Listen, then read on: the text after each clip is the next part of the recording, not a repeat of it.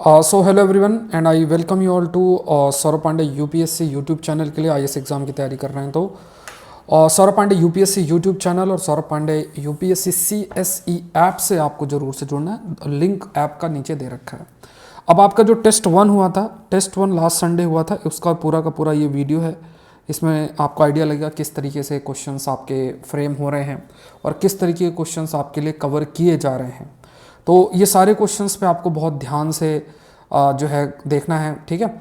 और आपका जो टेस्ट 2 है वो टेस्ट 2 आपका शेड्यूल्ड है कल संडे को रात को 9 बजे।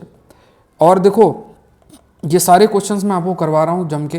टोटल 50 टेस्ट आपके आसपास होंगे, लगभग काफ़ी सारे क्वेश्चंस आपके कवर होंगे उस टेस्ट के अंदर। एंड ये सारे जितने भी क्वेश्चंस हैं इससे आपका रिवीजन होगा। सोर्स क्वेश्चंस के बहुत अधिक हैं, मतलब newspaper, PIB, physics.org, the Hindu, Indian express, दुनिया भर के सारे सोर्सेस इसमें आपका कवर्ड है। तो जितने भी सोर्सेस आपको कवर करने हैं सारे के कवर्ड हैं। आप इन टेस्ट का हिस्सा आपको बनना ही है, ये आपको ध्यान में रखना है। एंड कोशिश करें, क्योंकि अब इसमें तो मैं आपको आंसर्स बताऊंगा, क्वेश्चंस के बारे में बताऊंगा। टेस्ट आप अटेम्प्ट करें, जो इंपॉर्टेंट पॉइंट्स है उसको नोट डाउन करें। तो ये पहला टेस्ट है जो कि सौरभ पांडे सीएसई ऐप के अंदर हुआ था। सेकंड टेस्ट कल रात को 9 बजे आपका शेड्यूल्ड है, ठीक है। तो उसको प्लीज़ मिस नहीं करना है। तो पहला क्वेश्चन देखते हैं। Consider the following statement about kylexia kylexia जहांगी, रिसेंटली न्यूज़ में था। ये ऑर्थोपॉड से रिलेटेड है। Whose bodies are divided into segments each bearing a pair of jointed limbs, crabs, lobster, insects and spider. Kalyxia is distantly related to both crustaceans and insects. The creature's head with 6 segments which is similar to the modern insect. अब देखो ये species एक प्रकार से news में थी, ठीक है। तो यहाँ पे इसमें इसका जो आंसर है वो तीनों ही स्टेटमेंट्स करेक्ट है। अब जैसे मान लो आपको नोट्स साथ साथ में बना लेना। मान लो आपने इसको लिखा, फिर आपने लिखा कि देखो ये ऑर्थोपॉड है। अब कितनी बॉडी में डिवाइडेड है इतना में यूपीएससी कुछ नहीं, मतलब इसमें चेंजेस नहीं करेगा, ये इंसेक्ट से बिलोंग करता है। और इसके हेड में 6 सेगमेंट्स भी आपके प्रेजेंट होते हैं। तो यहाँ पे क्या है, तीनों ही स्टेटमेंट्स इसमें आपके करेक्ट हो जाते हैं। All the 3 statements are correct, ठीक है। तो ये ध्यान में रखना है। क्वेश्चंस पूरे है तो देखो कितने स्टेटमेंट्स आपके सही हैं। पूरा जिस तरीके से यूपीएससी का पैटर्न है उस बेसिस में ये टेस्ट पेपर मैं आपके लिए फ्रेम करता हूँ। प्राइस भी मैंने मात्र 499 रखी और 50 टेस्ट हैं। ये 1 लाइनर टेस्ट नहीं है, हाईली रिसर्च टॉपिक्स हैं ये, और लार्जर स्केल में आपको बेनिफिट हो, ये आपको ध्यान में रखना है। इसका लिंक मैंने डिस्क्रिप्शन में डाल दिया अगर आप टेस्ट अटेम्प्ट करना चाहते हो। तो कल का टेस्ट आप मिस नहीं करें, ठीक है। टॉप रैंक लेकर आनी, ये ध्यान में रखना है। चलो दूसरा देखते हैं। तो इसमें आंसर आपका क्या, ओनली 2 ही करे, ऑल 3 आपका करेक्ट है, ठीक है। अब देखते हैं। Consider the following statement about, यहाँ पे देखोगे that is National Carbon Registry of United Nation Development Programme. It's a new department recently opened by UNDP.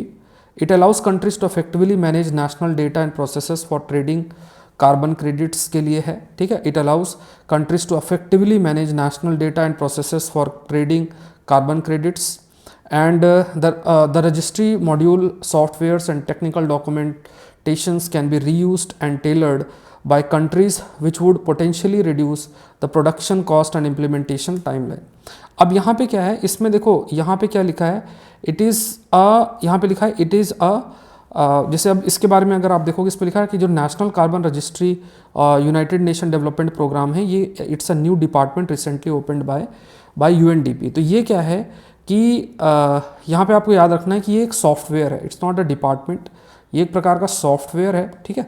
तो यहाँ पे मैंने सॉल्यूशन भी टेस्ट में दे रखे हैं। जैसे ये क्या, it's an open software, open source software है, यूएनडीपी के द्वारा डेवलप किया गया है और इसका नाम नेशनल कार्बन रजिस्ट्री है।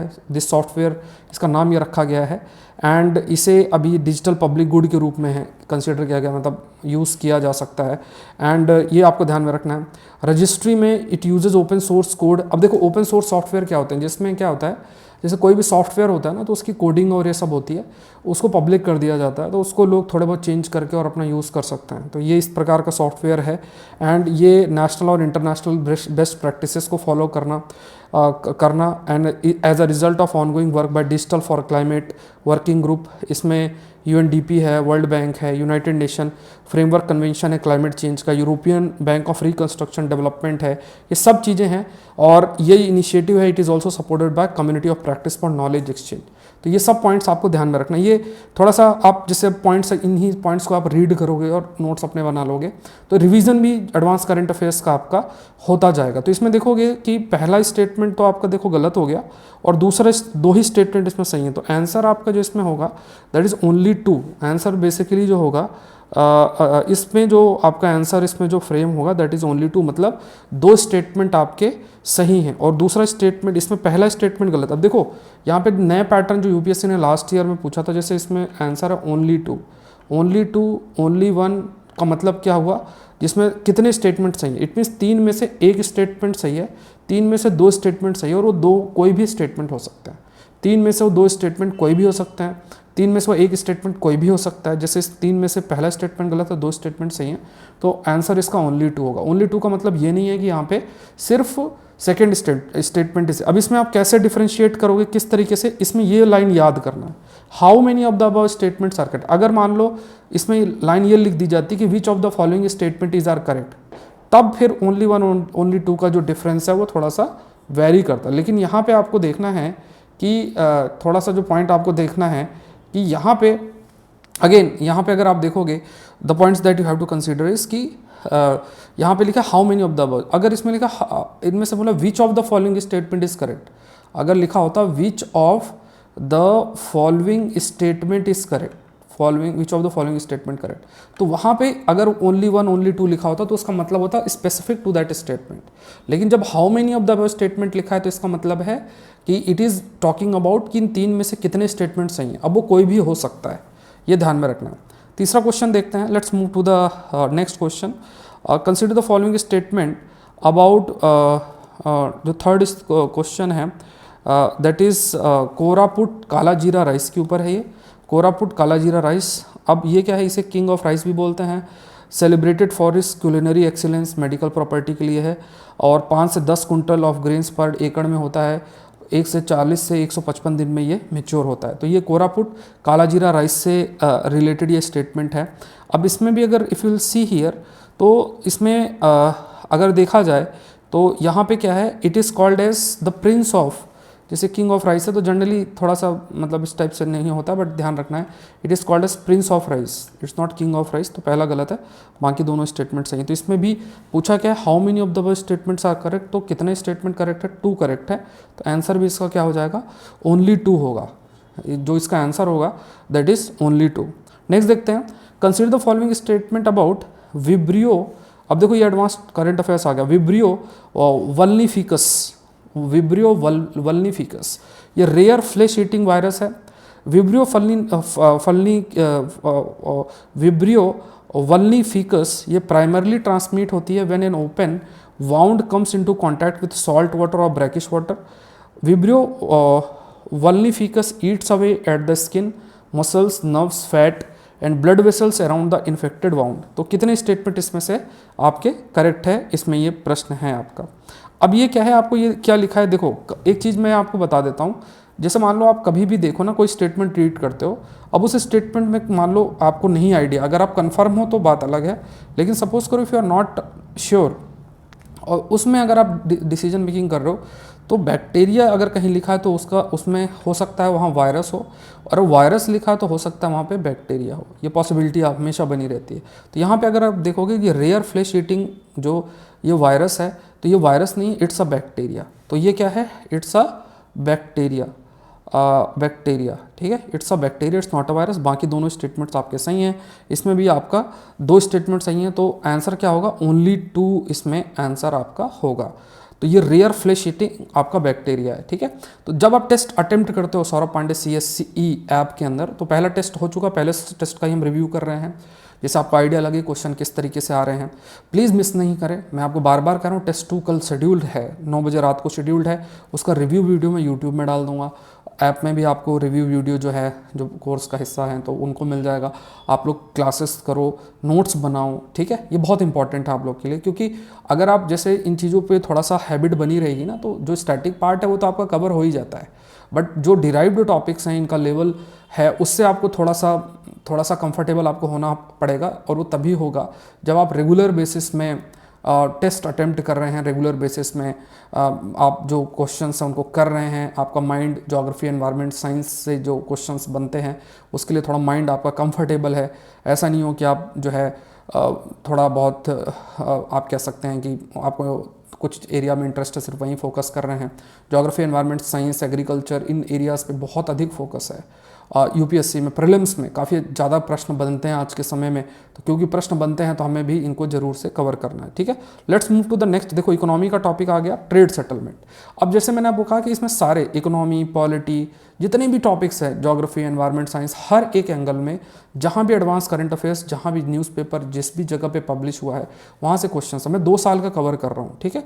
तो आप लोग को बस थोड़ा सा ध्यान में ये रखना है कि ये टॉपिक्स के जो क्वेश्चंस फ्रेम हो रहे हैं, ज़्यादा से ज़्यादा क्वेश्चंस आप प्रैक्टिस करते रहो, जो मैं टेस्ट के माध्यम से आपको दे भी रहा हूँ। आप रीड करो, क्वेश्चंस अटेम्प्ट करो, तो वो चीज़ आपको बहुत हेल्प करेगी।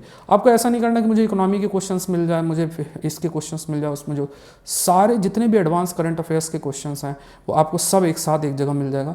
कुछ समय पे एग्जाम से 2-2.5-3 महीना पहले मैं एक बुकलेट निकाल के भी आपको दे दूंगा, उसको फिर आप लोग जो है जो प्रैक्टिस कर लेना, अपना जो है टेबल पे रख के आराम से प्रैक्टिस भी कर सकते हो।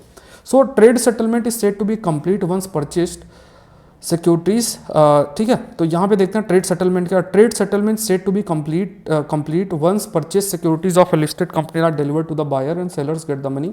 The current cycle of T+1 means trade related settlement happen within a day or 24 hours of the happens within a day or 24 hours of the actual transaction. India became the only country in the world to start T+1 settlement in the top listed securities. अब ये थोड़ा सा technical part भी आपका जो है बनता है, तो आपको ये ध्यान में रखना है कि यहाँ पे आपको ये पॉइंट भी ध्यान में रखना है कि यहाँ पे specifically they have talked about, जैसे how many of the above statements are correct. तो यहाँ पे एक चीज़ आप बस देखना, I think India is not the only country. काफ़ी सारे देश हैं जो इस सेटलमेंट साइकिल को जो है दे आर फॉलोइंग। अब इसमें सिंपल सी बात क्या है कि जैसे जब हम ट्रेड सेटलमेंट की बात करते हो तो उसमें क्या है कि जो सिक्योरिटीज़ हैं उसको परचेस करना, purchase security of the listed companies are delivered. जैसे मान लो कोई कंपनी है, उसे सिक्योरिटी बाई किया, तो बायर्स को डिलीवर होना और सेलर को पैसे मिल जाना, ये जब पूरा हो जाता है तो उसे हम ट्रेड सेटलमेंट बोलते हैं। अब इसमें क्या है, T+1 का मतलब क्या हुआ है कि ये विद इन अ डे और 24 ऑफ द एक्चुअल ट्रांजेक्शन उसके बीच में हो जाता है। जैसे ही ट्रांजेक्शन हुआ उसके विद इन डे के अंदर हो जाता है, तो इसको T+1 ट्रांजेक्शन बोलते हैं। अभी हमने भी फोकस किया है T+1 ट्रांजेक्शन के लिए। तो India is not the only country जहाँ पे है, ठीक है। तो यहाँ पे ये पॉइंट याद रखना। तो 2 ही स्टेटमेंट, एक ये सही है, ये सही है, ये वाला स्टेटमेंट आपका गलत है। तो ये इकोनॉमी का टॉपिक है। देखो इकोनॉमी के भी टॉपिक्स पूरे तरीके से कवर्ड हैं टेस्ट के अंदर, आपका और भी जो भी सब्जेक्ट्स आप सोच सकते हो कवर्ड है। करंट अफेयर्स के लिए आप पूरे तरीके से you can rely on me, और जिस तरीके का हमारा कंटेंट रहेगा, अभी मैं करंट अफेयर्स का, एडवांस करंट अफेयर्स का भी कोर्स आप लोग के लिए लेकर आऊँगा। पढ़ाने वाला जो कोर्स है ना, ये क्वेश्चंस का तो चल ही रहा है, बुकलेट भी दूंगा, तो आपको बस जम के पढ़ना और प्रैक्टिस करनी है। साइंस एंड टेक्नोलॉजी के लिए स्पेसिफिकली कुछ जो कंसेप्चुअल, जिसमें स्टैटिक और करंट अफेयर्स दोनों ही होंगे, तो वो भी एक कोर्स लेकर मैं आपको बढ़िया तरीके से करवा दूंगा, जो कि सौरभ पांडे CSE ऐप के अंदर होगा। ये टेस्ट भी सौरभ पांडे CSE ऐप के अंदर, जिसका लिंक डिस्क्रिप्शन बॉक्स में। कल संडे को आपका मतलब 29 अक्टूबर को सेकंड टेस्ट शेड्यूल्ड। इसकी फ्रीक्वेंसी बहुत तेज़ी से बढ़ जाएगी टेस्ट की, क्योंकि हमें टोटल प्रीलिम से पहले 50 टेस्ट करने हैं, तो बहुत टेस्ट हो जाएंगे। 2500 प्लस क्वेश्चंस, 3000 प्लस क्वेश्चंस हो जाएंगे। 3000 टॉपिक्स बहुत होते हैं। आप इतने क्वेश्चंस प्रैक्टिस करोगे तो कुछ भी नहीं आपका छूटेगा। चलो विथ रेफरेंस टू अनएम्प्लॉयमेंट देखते हैं। International Labour Organization defines unemployment as being out of job, being available to take a job and actively engaged in searching for work. Unemployment rate is measured as a ratio of unemployment to the labor force. Unemployment rate could also fall if a economy is not generating job or if people decide not to search for work. तो यहाँ पे देखो they are talking about unemployment, ठीक है। तो यहाँ पे unemployment is, यहाँ पे अगर देखा जाए कितने स्टेटमेंट करेक्ट है। अब यहाँ पे थोड़े से एक्सप्लेनेशन देखो। Unemployment is not synonymous with joblessness. International Labour Organization की बात करें, so unemployment is being out of job, as being out of job, being available to take job and actively engage in searching for work. Therefore, an individual who has lost work but does not look for another job is not unemployment. साफ साफ ये बात लिखी हुई है कि मान लो कोई पर्सन है, अब वो जॉब चाहता ही नहीं है, बोले अनएम्प्लॉयमेंट है, तो वो थोड़ा उसको अनएम्प्लॉयमेंट के अंदर हम कवर नहीं करेंगे। So the labour force is defined as sum of the employed and the unemployed, जो जॉब जिनके पास है स्किल, कुछ ना कुछ स्किल है, बट वो जॉब जो है ढूंढ रहे हैं फिर भी उनको नहीं मिल रहा है, या मान लो कोई ऐसे ही बैठे हुए हैं उनको जॉब चाहिए ही नहीं, तो वो अनएम्प्लॉयमेंट में काउंट नहीं होंगे। तो यहाँ पे क्या है कि यहाँ पे पॉइंट आपको देखना है कि दैट हैज़ बीन हाईलाइटेड कि defines as being out of job, being available to take job and actively engaged in searching for work. ठीक है, unemployment is measured as a ratio of unemployment labour force. Labour force की अगर हम बात करें तो इसमें जैसे like we have discussed, labour force is defined as the sum of the employed and unemployed, those neither employed nor unemployed such as students and those engaged in unpaid domestic work are considered out of labour force. Unemployment rate is as a ratio of unemployed to the labour force. तो यहाँ पे क्या लिखा हुआ है, unemployment rate is measured as a ratio of unemployed to the labour force, तो ये भी ठीक स्टेटमेंट है। फिर आगे देखते हैं, the unemployment rate could also fall in the economy in not generating enough job or if people decide not to search for work and people decide not to search, तो unemployment rate could also fall if an economy is not generating enough job। ठीक है, तो यहाँ पे क्या लिखा है, if an economy is not generating enough job could also fall if an economy is not generated enough or if people decide not to search for work and if people decide not to search for work। तो यहाँ पे तीनों ही statements आपके सही हैं, all the 3 statements are correct. ठीक है, तीनों स्टेटमेंट्स, तो ये थोड़े से कई बार टेक्निकल प्रश्न भी आपके लिए फ्रेम होते हैं। नेक्स्ट देखते हैं, NSSO adopt 2 major measures for classifying the working status of the individual in India. 2 major है, एक है usual principal and subsidiary status, दूसरा करंट मंथली स्टेटस। इसमें कितने करेक्ट है, तो यहाँ भी अगर if you can see here, तो यहाँ पे 2 major measures for classifying the working status of individual, एक है usual principal and subsidiary status and दूसरा है करंट वीकली स्टेटस। दूसरा जो है दैट इज करंट मंथली नहीं है, करंट वीकली स्टेटस है, वीकली स्टेटस है। ठीक है, तो ये वाला गलत है, ये वाला सही है, तो इसमें आपका आंसर करेक्ट होगा ओनली 1। ठीक है, तो देखो ऐसे क्वेश्चंस आपकी इकोनॉमी के भी पूरे तरीके से जो है कवर्ड है, डिटेल्ड एक्सप्लेनेशन भी है। तो ये मैं बुक भी जब आपसे शेयर करूँगा, बुक एक बना के बढ़िया तरीके से, देखो पूरा कंटेंट मैं प्रिपेयर कर रहा हूँ इस साल के प्रीलिम्स के लिए, तो पूरा कंटेंट आपको बढ़िया तरीके से मिल जाएगा। तो ये सब चीज़ें आपके लिए हेल्पफुल तब होगी जब आप इन टेस्ट को अटेम्प्ट करते हैं, थोड़ा माइंड में क्वेश्चंस आपके हैं। चलो देखते हैं, डिमेंशिया के ऊपर एक प्रश्न आपका है। डिमेंशिया की बात किया जाए तो यहाँ पे dementia is a group of symptoms that affect memory and thinking and interfere with the daily life. Age related disease है, it's an age related disease, ये आपका कहा गया है। And diabetes is a main and major cause of dementia. Diabetes जो है इसका एक मेजर कॉज कहा गया है। तो यहाँ पे क्या है, यहाँ पे देखो सिंपल सी बात है, डायबिटीज, अब थोड़ा भी सोचो कि डायबिटीज़ और डिमेंशिया मतलब चीज़ें भूल जाती हैं ना, इसमें बुढ़ापे में होती हैं। तो यहाँ पे डायबिटीज़ मतलब कैसे इससे रिलेटेड होगा, so it's not diabetes, rather एक डिजीज़ होता है जिसका नाम Alzheimer disease. There is this disease called as it is called as Alzheimer disease. तो ये जो अल्जाइमर डिजीज़ है, this Alzheimer disease is basically is the main and the major cause of dementia, it's not diabetes. ठीक है, dementia की अगर हम बात करें, it's not diabetes, rather it's an Alzheimer disease. तो यहाँ पे ये गलत है, पहला और दूसरा स्टेटमेंट आपका सही है। Let's move to the next question. The second meeting of the inter governmental negotiating committee has conclude, again I am stating, हम 2 साल के टॉपिक्स कवर करेंगे, तो कई क्वेश्चंस आपको हो सकते हैं 2023 वाले भी मिल जाएँ। तो हम लोग लाइक जो डिफरेंट न्यूज़पेपर और जहाँ भी चीज़ें आएंगी तो वो क्वेश्चंस आपके कवर्ड होंगे। ये कहीं नहीं आपको मिलने वाला, ये आपको ध्यान में रखना है ये कंटेंट जो है, और कोशिश आपको करनी है कि इनको बढ़िया तरीके से आप लोग फॉलो करें। एक ई बुक भी मैंने डाल दी है सौरभ पांडे CSE ऐप के अंदर, उसका पासवर्ड उसके फोल्डर में लिखा हुआ है, तो आप लोग उसको डाउनलोड कर सकते हैं, उसको पढ़ सकते हैं। ठीक है, और ये जो किताब भी, इसके लिए भी मैं एक किताब निकालूंगा, तो आप लोग उसको देख लेना। Second meeting of inter governmental negotiating committee has concluded with a member states mandating the INC secretariat to be develop a zero draft for international legally binding instrument to end plastic pollution including in the marine environment। the zero draft talked about, जो zero draft मान low plastic pollution को कम करने के लिए, तो वो क्या क्या बातें, क्या क्या चीज़ें उस जीरो ड्राफ्ट के अंदर आपकी इंक्लूड की गई हैं। ठीक है, क्या क्या चीज़ें जो हैं इंक्लूड की गई, तो इसमें प्लास्टिक, प्राइमरी प्लास्टिक और प्रोडक्शन को रिडक्शन करना, पॉलीमर्स केमिकल जो ऑफ कंसर्न है उनको ख़त्म करना, problematic, avoidable and short lived जो प्लास्टिक है उसको ख़त्म करना।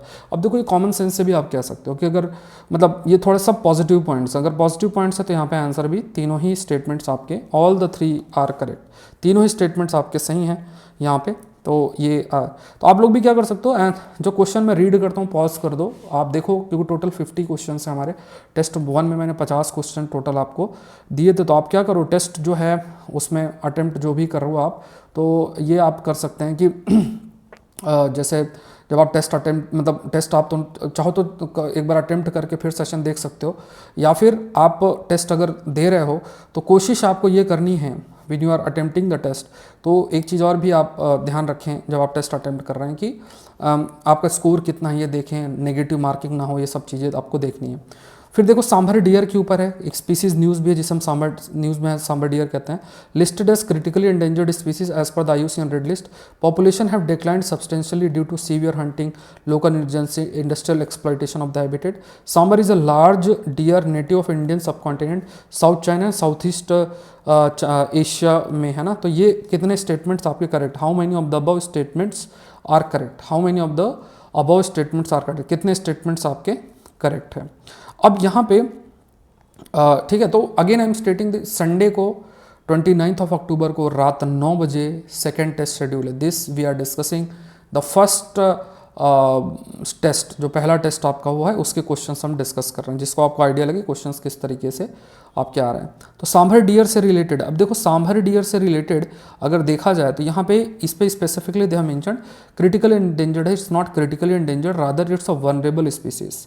ये क्या है, ये वनरेबल है, क्रिटिकली एंडेंजर्ड नहीं है, इट्स अ वनरेबल स्पीसीज। तो ये वाला तो पार्ट जो है ये आपका गलत हो गया, बाकी दोनों सही हैं आपके। तो अगेन आप कह सकते हैं दोनों स्टेटमेंट हमें, तो 2 स्टेटमेंट्स आपके, 2 स्टेटमेंट्स आज करेक्ट, पहला और दूसरा स्टेटमेंट्स आप करेक्ट है, ये आपका नहीं है। तो यहाँ पे आंसर क्या है 2 and 3। नेक्स्ट देखते हैं, consider the following statement about the battery energy storage system, the scheme emphasises development of 4000 MWH of BSS project by 2031 with a financial support of up to 40% of the capital cost as budgetary support. उसके बाद design to harness the potential of renewable energy sources such as solar and wind power, scheme aims to provide clean, reliable and affordable electricity to the citizens, a minimum of 50% of the BESS project capacity will be made available to the discom. अब आपको इसमें correct जो है you have to tell the correct, ठीक है, correct जो है वो आपको बताना है। अब यहाँ पे देखते हैं कि बैटरी एनर्जी स्टोरेज जो सिस्टम है, बैटरी एनर्जी स्टोरेज जो सिस्टम है, अब इसमें देखो ये बहुत ही आप कह सकते हैं we can say it's a very factual type questions, factual type questions में आप देख सकते हो बैटरी एनर्जी स्टोरेज सिस्टम है, द स्कीम में development of 4000 megawatt of BESS project by 2031, financial support है 40% of the capital cost as a budgetary support, capital cost मतलब 100 रुपये का अगर कॉस्ट है तो 40% सपोर्ट प्रोवाइड किया जाएगा, design to harness the potential of renewable energy, ये तो ठीक लग रहा है। अब इसमें अगर हम देखें तो ensure the benefit of the scheme, a minimum of 80% of the BS will be made available to the discom, ठीक है, तो ये 85% है, इसमें इन्होंने क्या बोला है, यहाँ पे 50% बोला है, तो ये गलत हो गया, ठीक है, ये 50% बोला है तो ये 85% है, बाकी दोनों स्टेटमेंट ऑल द 2 मतलब अबाउट 2 स्टेटमेंट्स आर करेक्ट। तो यहाँ पे ये जो पार्ट है that is the minimum of 50% of the BES project will be made available to the discom, ये स्टेटमेंट गलत है, बाकी दोनों सही हैं। Again the answer is that is only 2, इसका आंसर जो है दैट इज ओनली 2। नेक्स्ट देखते हैं, consider the following statement about the Malaviya mission, Malaviya mission से रिलेटेड ये क्वेश्चन है, teacher training programme by university grant commission, it aims to improve the quality of teachers training, build leadership skills in teachers and help realize the goal of NEP. How many of the above statements are correct? कितने statements आपके correct हैं, ठीक है। तो यहाँ पे अगर देखेंगे तो इस पे लिखा है ये क्या है, यूनिवर्सिटी ग्रांट कमीशन के द्वारा है। सो पहली चीज़ तो ये 2 वीक प्रोग्राम है, this is a 2 week programme and यहाँ पे अगर देखा जाए तो it's a 2 week programme and इसमें मेनली जैसे टीचर्स की कैपेसिटी को इम्प्रूव करना, और ये टीचर ट्रेनिंग प्रोग्राम है, UGC के अंदर है, and quality of teachers, leadership लेकर आना, goal of national education policy को किस तरीके से इम्प्रूव किया जाए। तो ये दोनों स्टेटमेंट्स अगर देखेंगे तो both the statements are correct. तो यहाँ पे दोनों स्टेटमेंट्स आपके करेक्ट है, बोथ इसका आंसर होगा, ठीक है, both the statements are correct. Next देखते हैं, देखो क्वेश्चन आप पॉज कर लो और देखो क्वेश्चंस आपको गो थ्रू होना, आप देखोगे आप नए नए टॉपिक्स अलग अलग सब्जेक्ट्स के वो भी आपके एक साथ सडनली जो है चीज़ें कवर भी बढ़िया तरीके से हो रही हैं। तो थोड़ा सा इनको सीरियसली लेना है। अगेन आई एम स्टेटिंग कि इसको अभी आप छोड़ देते हो फिर लास्ट में शॉर्टकट ढूंढते हैं तो वो ठीक नहीं है। अभी जो भी डिस्कशन है उसको सीरियसली लेना है और ये टेस्ट का हिस्सा बन के आप लोग ज़रूर से अटेम्प्ट करें। कल नेक्स्ट टेस्ट रात को 9 बजे ऑलरेडी शेड्यूल्ड हो चुका है, आप जाके देख सकते हैं। With reference to Erg Chech consider the following statement, ठीक है, अर्ग चेक की बात करें। This is a large erg in south western Algeria and northern Mali. It is almost uninhabitable part of the Greater Sahara Desert and an inhospitable desert region with long, extremely hot summer and short, very warm winters. It consists largely of the shifting dunes. अब ये भी आप कह सकते हैं कि यहाँ पे अगर if you talk about it तो अर्ज चेक की अगर हम बात करें तो ये लार्ज किस जगह पे लोकेटेड है, Algeria and northern Mali region है। तो एक तरफ आपका क्या है, you have Algeria and the other side is that is northern Mali. Northern Mali region में जो है वो लोकेटेड है। नदर्न माली रीजन में जो है वो आपका it is located in northern Mali region and एक तरफ आपका अल्जीरिया है, ठीक है। तो यहाँ पे लोकेटेड, तो एक फैक्ट आपका ज्योग्राफी का पता चल गया। अब देखो इसी तरीके से मैंने वो फजॉर्ड टॉपिक आया था उस पर भी मैंने आपको पढ़ाया था और इस साल मेंस में प्रश्न आया हुआ है। तो ज्योग्राफी में इन एरियाज़ में ऐसे ही प्रश्न जो है वो आपके बनते हैं। ऑलमोस्ट अनहेबिटेटेड पार्ट है, ग्रेटर सहारा डेजर्ट का हिस्सा है, डेजर्ट है तो इनहॉस्पिटेबल हैगा। इसमें शिफ्टिंग सैंड ड्यून्स है, there is a possibility because जैसे ड्यून्स हैं वो हवा से एक जगह से दूसरी जगह मूव कर सकते हैं, है ना। तो there is huge possibility of this also. ये भी सही, ये सही है। डाउट आपको सिर्फ इसमें हो सकता है, इसमें कंट्रीज अलग, तो ये भी आपका सही है। तो तीनों ही स्टेटमेंट्स आपके इसमें सही हैं। तो यहाँ पे आंसर क्या होगा, all of the 3 statements are correct. Let's move to the next part, competition commission के ऊपर है। The competition commission of India has released a draft norms of regulation of combination that will help bring high value mergers and acquisitions with substantial Indian operations, particularly those in tech sector within the antitrust regulator ambit. The draft regulation provide for value of transactions and criteria for substantial business operation in India, form of notice for the proposed combination, exercise of rights in case of open offer and acquisition on stock exchanges, amount of fee and mode of payment, procedure for filing notice and scrutiny of notice and procedure for notification modification of the proposed combination। यहाँ पे आपको correct बताना। अब देखो आप अगर इसमें read करो ना, कंपटीशन का ये इकोनॉमी का क्वेश्चन आपके लिए बन रहा है। ड्राफ्ट उसने है कि किस तरीके से जैसे जो मर्जर होता है तो generally competition commission of India का रोल क्या होता है कि जो भी कंपटीशन मतलब जो भी कंपटीशन मार्केट के अंदर हो वो आपका फेयर हो, है ना, फेयर हो, कोई अपनी पोजीशन का फ़ायदा ना उठाए। तो जब मर्जिंग एक्विजिशन हो रहा है तो कई बार कंपटीशन को ख़त्म करने के लिए भी कई बार ऐसा होता है। तो उसके लिए सर्टेन रेगुलेशंस के लिए कुछ बातें इसमें हाईलाइट की गई हैं, ठीक है। इसमें कुछ चीज़ें जो है आपकी हाईलाइट की गई। तो पहला क्या है, जो वैल्यू है ट्रांजेक्शन का, इसमें पहला लिखा है कि जो वैल्यू है ट्रांजेक्शन की, value of transaction and criteria for substantial business operation in India, form notice for the proposed combination, ठीक है, form of notice for the propose. तो वैल्यू ऑफ ट्रांजेक्शन, क्राइटेरिया क्या होगा, ये सब चीज़ें हाईलाइट की गई हैं। Open offer acquisition on stock exchange, तो राइट्स है ना, exercise of rights in case of open offer. मान लो ओपन ऑफर एक्विजिशन है तो उससे रिलेटेड जो राइट्स हैं वो हाईलाइट करना।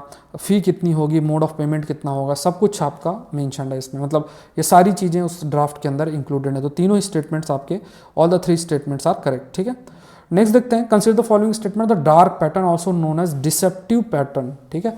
इसको हम क्या बोलते हैं, we call it as deceptive pattern in internet या डार्क पैटर्न। यहाँ पे आप याद रखो, we use the term called as dark patterns, dark patterns और डिसेप्टिव पैटर्न्स, और डिसेप्टिव पैटर्न्स भी बोलते हैं, डार्क पैटर्न और डिसेप्टिव पैटर्न्स। अब देखो सच पैटर्न्स की बात करें तो they are unethical user interface design that deliberately make internet exercise harder on or exploit users. They benefit the company or platform employing the design. By using dark pattern, digital platforms take away users right to full information about the services they are using and reduces their control over the browsing experience.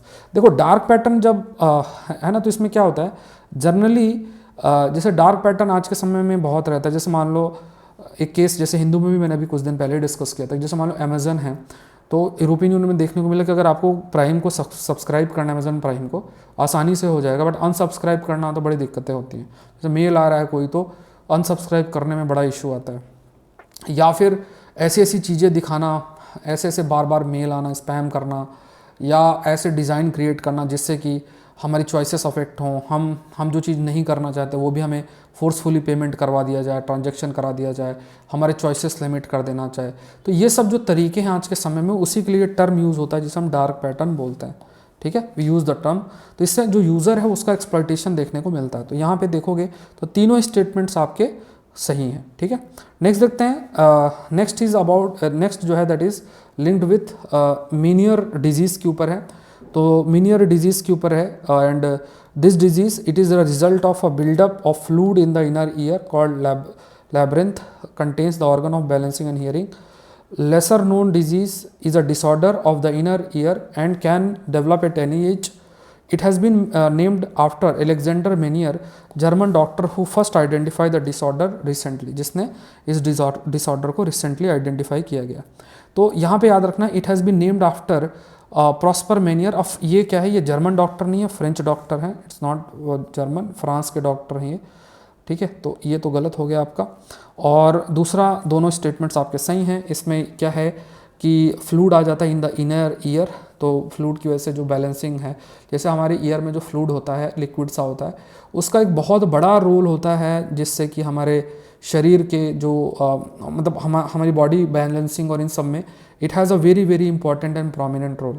सो ये आपको याद रखना। तो it is the result of a build of a fluid in the inner ear called labyrinth, और इसमें it contains the organs of balancing and hearing.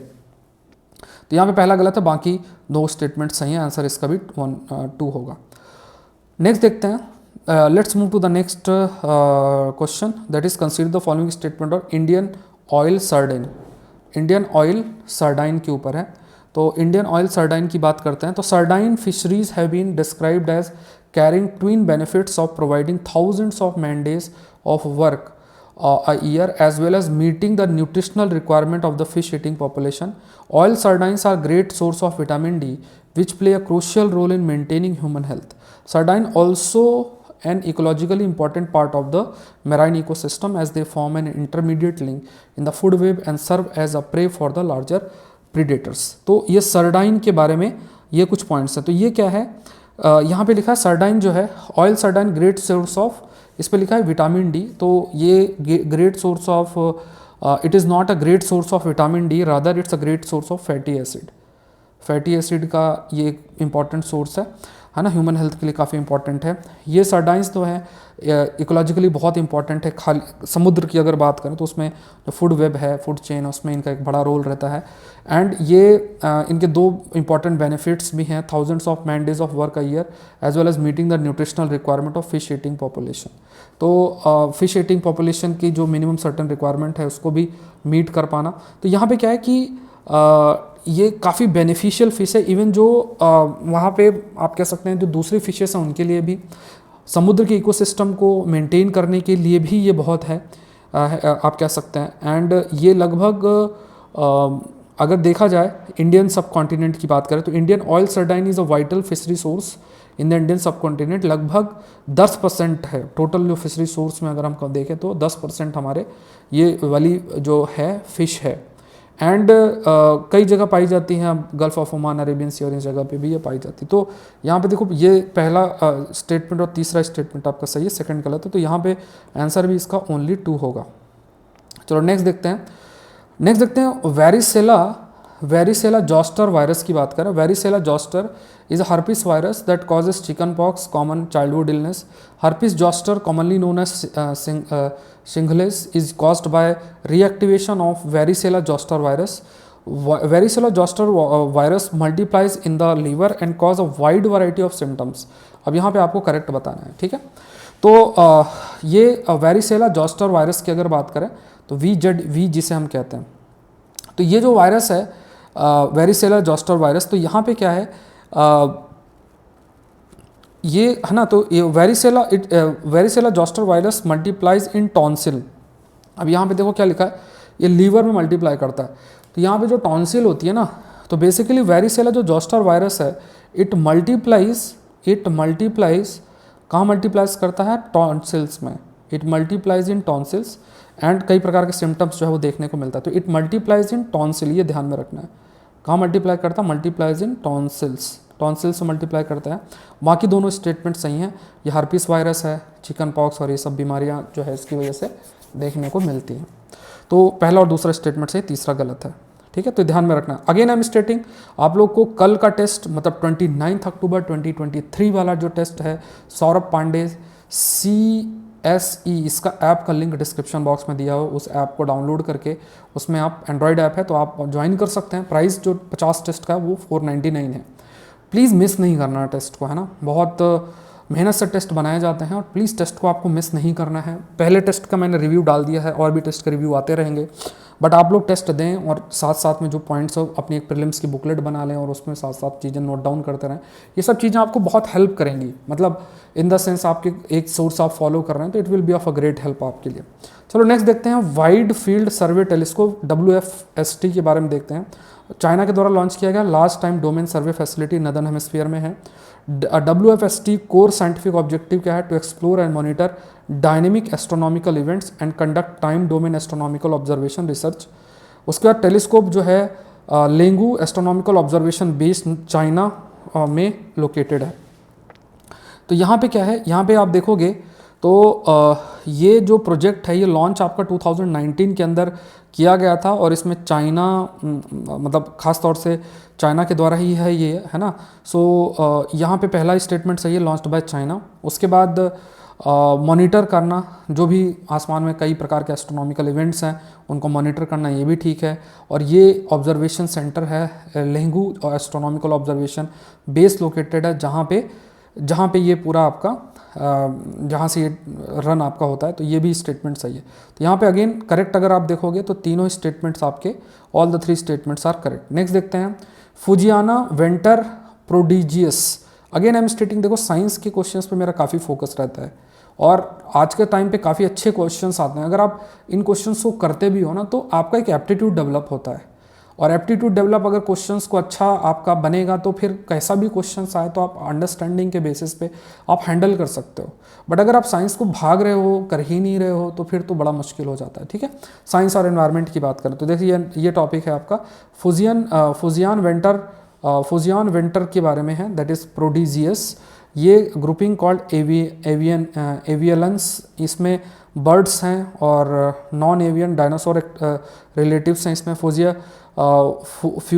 Fuji N वेनेटर की बात करें, एक्सटिंक्ट जीनस ऑफ एन क्योरनिटिड avialan from late Jurassic Nanyuan formation of Fujian province China. Fujianvenator lower leg bone the tibia was twice as long as its thighs the femur। अब ये बहुत ही technical प्रश्न होता है, इसमें देखो आपको जो है चांस लेने वाली बात है। ठीक है, तो यहाँ पे क्या है, आपको जो है आपको ये देखना है कि इसमें अगर देखा जाए तो कौन सा स्टेटमेंट इसमें सही है। तो यहाँ पे if you can find here तो यहाँ पे अगर if you can see here, I think इसमें तीनों ही आपके जो स्टेटमेंट हैं, how many of the above statements are correct. तो करेक्ट की अगर हम बात करें, आई थिंक तीनों ही स्टेटमेंट इसमें सही होने चाहिए।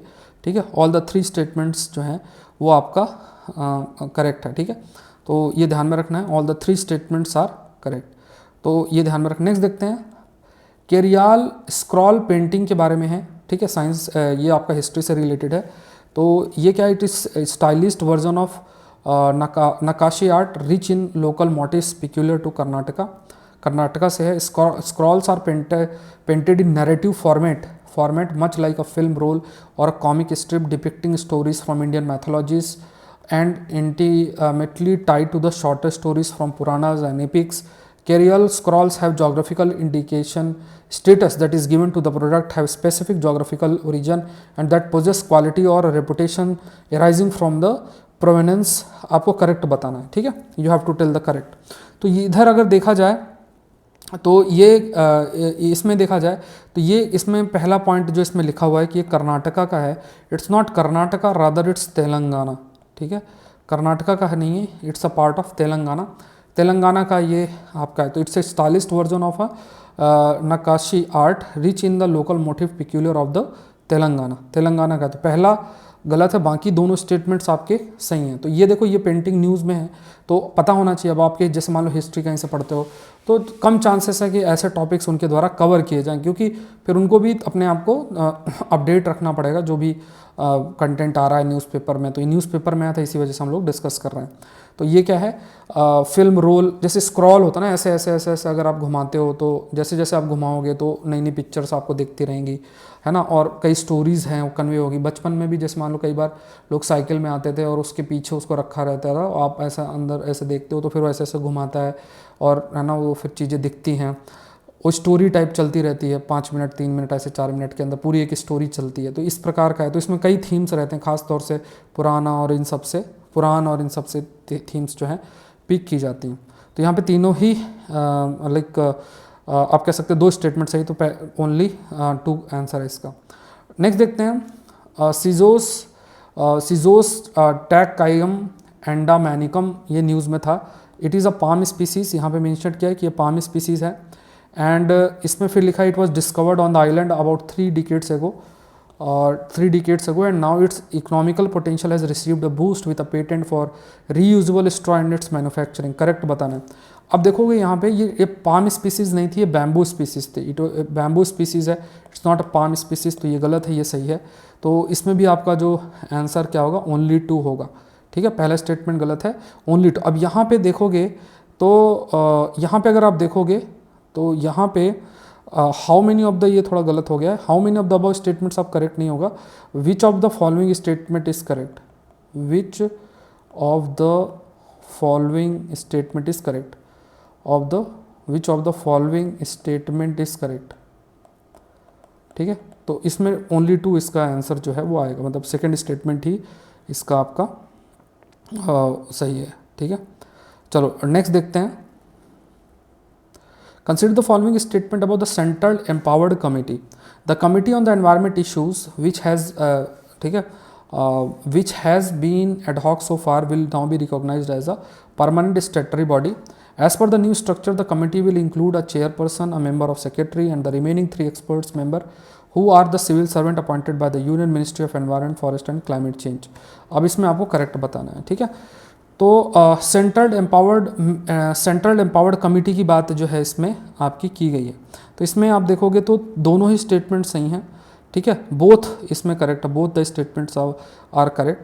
तो यहाँ पे जैसे यहाँ पे सेकंड स्टेटमेंट, इसमें जैसे आपका सेकंड स्टेटमेंट ही है ना. ठीक है, तो यहाँ पे वैसे अगर ये लाइन लिखा हो ना, how many of the above correct, तो इसका आंसर ओनली 1 होना चाहिए. ठीक है, बट अगर ये लिखा है कि विच ऑफ द फॉलोइंग, तो ओनली 2. अब इसमें लिखा कितने सही हैं, तो दोनों स्टेटमेंट इसमें सही हैं. तो कमिटी ऑन एनवायरनमेंट इश्यूज़ पहले it has been ad hoc थी, मतलब टाइमली इसकी अपॉइंटमेंट होती थी, बट ये परमानेंट हो गई है, लॉ के अकॉर्डिंग परमानेंटली इस्टेब्लिश हुई है. एंड इसमें आपके चेयरपर्सन हैं, मेंबर सेक्रेटरी हैं, 3 एक्सपर्ट्स होंगे जो civil servant appointed by union ministry of environment and forest. Next देखते हैं, that is pico flare jets के ऊपर है. पिको फ्लेयर जेट्स के ऊपर है. पिको फ्लेयर जेट्स के ऊपर है. पिको फ्लेयर जेट्स में भी a source of a solar wind which have important effect on the solar system at large as well as earth magnetic field. These pico flare jets might supply energy and plasma to the solar winds. It emits 1/1,000,000th of the amount of radiation of the most powerful solar flares. अब again you have to tell the correct. ठीक है, correct आपको बताना. तो pico flare jets की अगर बात की जाए, when you talk about the pico flares jet, तो ये जो पिको फ्लेयर्स जेट हैं इसमें अगर देखा जाए तो पहली चीज़ तो क्या है, जैसे मान लो सूरज है. अब इसमें देखो मैं बहुत डिटेल में आपको एक्सप्लेन नहीं कर सकता हूँ क्योंकि इतना हमारे पास अभी like we are just going through reviewing it. And Hindu के सेशन में मैंने इस पर डिस्कशन कई बार किया हुआ है. तो पिको फ्लेयर जेट्स क्या है, ये सोलर विंड का सोर्स है. अगर अभी 1-2 महीना पहले भी देखोगे ना तो टॉपिक कवर किया हुआ है मैंने द हिंदू सेशन में. तो ये क्या है, they are source of a solar wind. And solar winds क्या है, जैसे मान लो आपका जो सूरज है, यू हैव सन, ठीक है।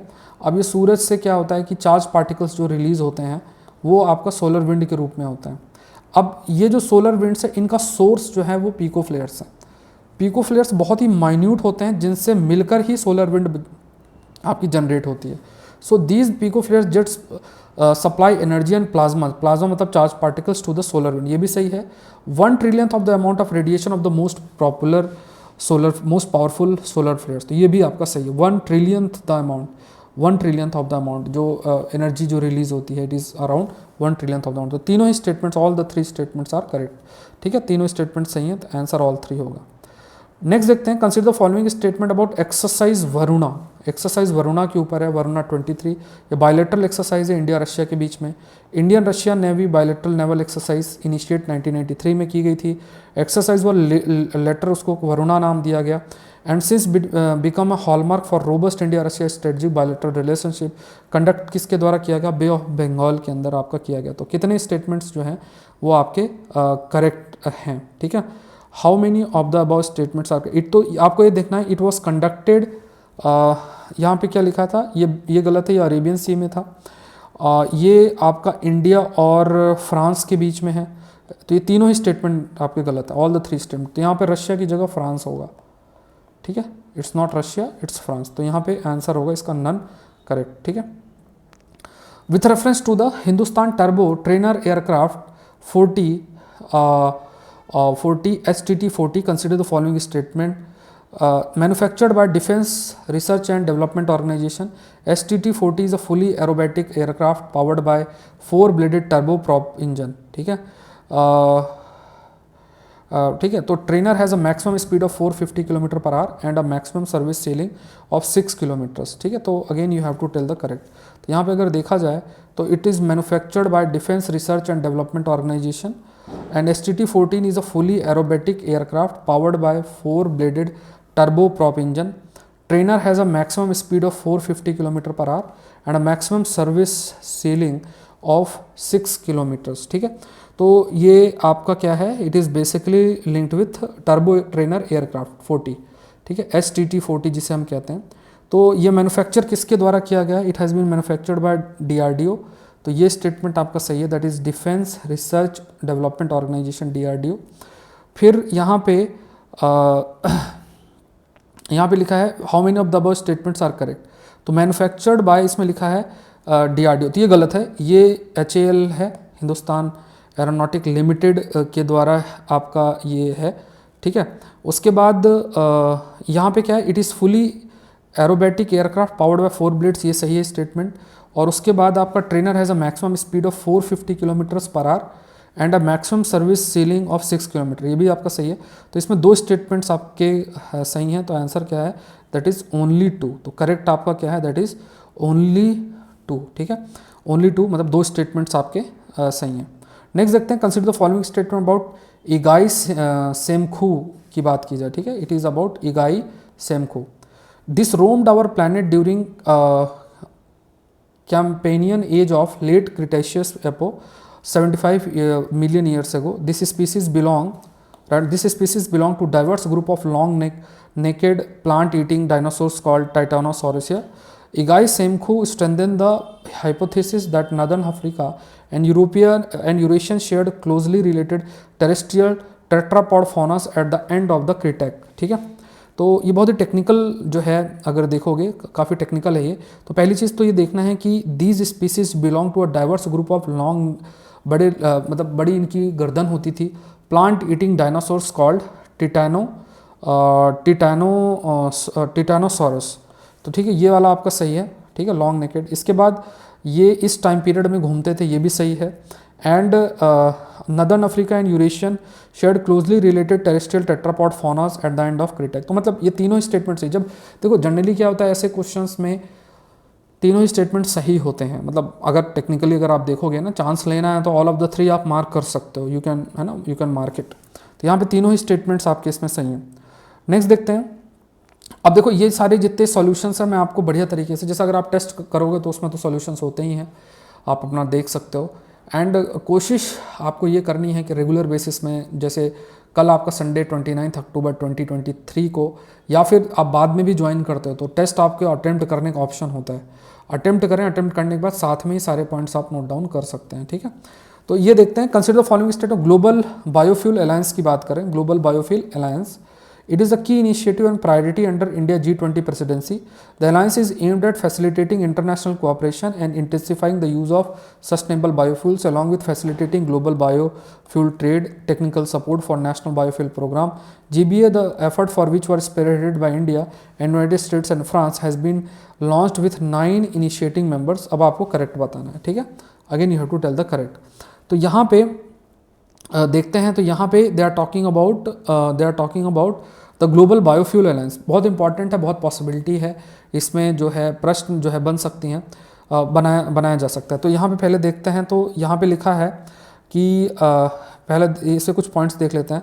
तो ग्लोबल बायोफ्यूल जो अलायंस है ये इसमें इंडिया, यूएस और ब्राज़ील, इनके द्वारा ये किया गया है, और फिर has been launched with 9 initiative members, जिसमें India, US, Brazil, Argentina, Bangladesh, Italy, Mauritius, ये सब आपके इसमें थे। तो याद रखना कौन कौन से देश इसका हिस्सा है। इन ऑल 19 कंट्रीज़ और 12 इंटरनेशनल ऑर्गेनाइजेशंस हैं। 7 ऑफ द 19 कंट्रीज़ जो हैं are from G20, 4 are among the G20 invitee countries, और 8 जो हैं G20 मेंबर्स और इन्वाइटीज़ हैं। World bank, Asian development bank, world economic forum, international energy agency, international energy forum, international renewable energy agency, international civil aviation organisations, ये important, मतलब ये सब इसका हिस्सा है।